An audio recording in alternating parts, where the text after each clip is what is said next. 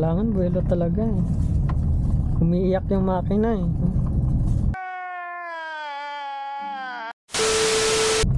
Ano nabili mo? Mangga? May mangga din isa. Ay shit. Nangangasim lang talaga ako, love. Kasi, bakit? Ito na yun oh. Mataas.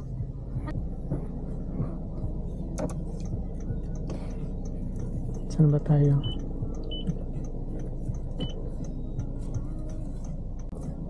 So yan guys, titest natin dito si Yaris Cross.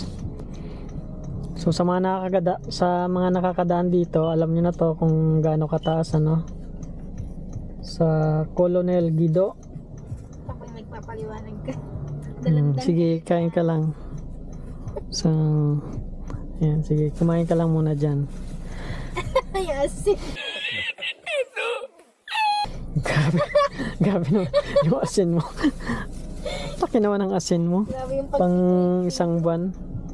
So yun guys, so yung lugar na to ano, Guido, Colonel Guido, dito na yan sa ano, sa Angono, Rizal. So ayan, ito yung paakyat na to, sobrang taas na to. So ipapakita ko sa inyo yung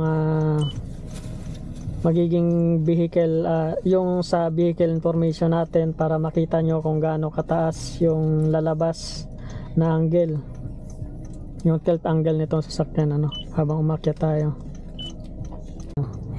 So makikita nyo no, wait lang, yan, makikita nyo ang gagamitin lang natin na mode is automatic mode. Hindi tayo magsishift ng ano no, ng manual mode. So tingnan natin kung ano magiging result, kung mahihirapan ba si Yaris natin.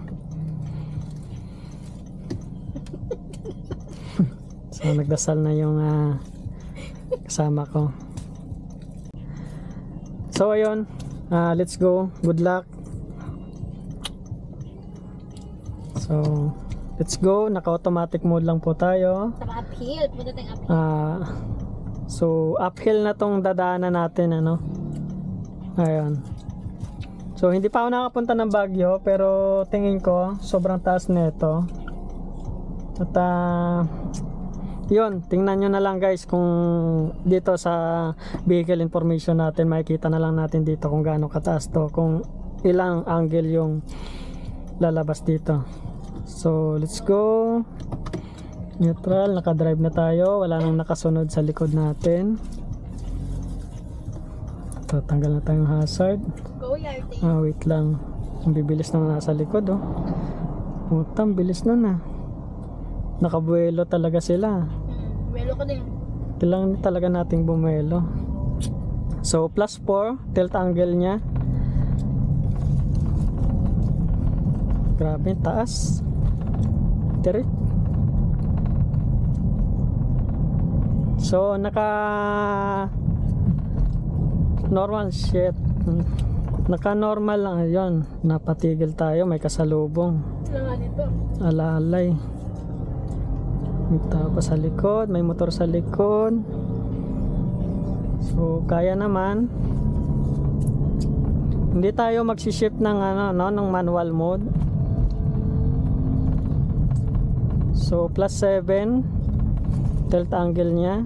So ito mas mataas pa to no. Yan, may kasalubong. Hindi tayo makabuelo ng mabilis.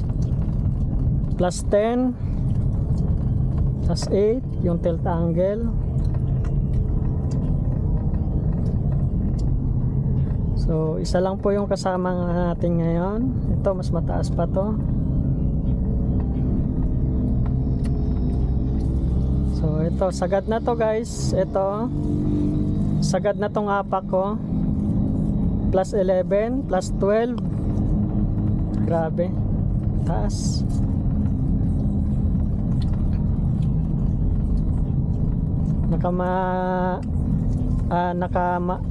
Naka automatic mode pa rin tayo, plus 11. So kung magbibela tayo, oh, may kasalubong. Nako, eto. Malalim to sa bililid ah. Ingat ka. So napatigil tayo. Ito pa isa.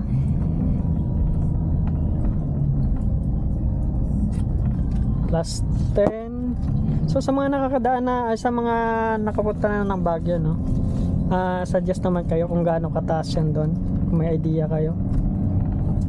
Plus 12 na to, plus 12 na to.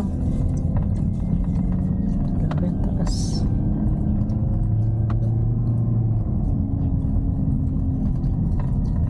Kailangan buwelo talaga eh. Umiiyak yung makina eh. Ito, tirik na tirik. Ay, hindi, plus 9 lang to. Plus 10. Ito mas mataas to.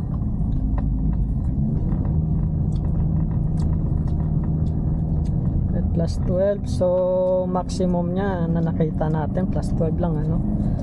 Ito may magandang view dito. Umiiyak na yung makina. Kaya naman, syempre.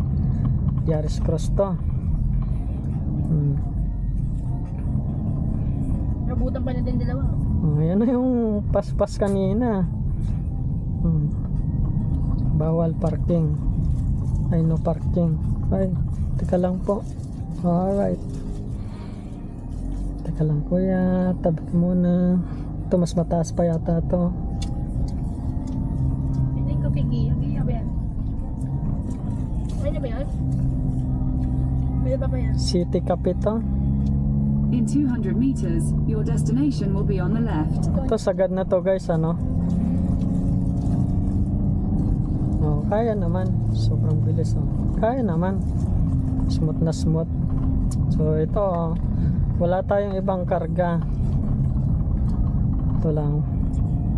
Plus 11. Plus 10. So yung nakita natin, ano, no. Your destination is on the left. Go na. Okay. So dito lang muna tayo.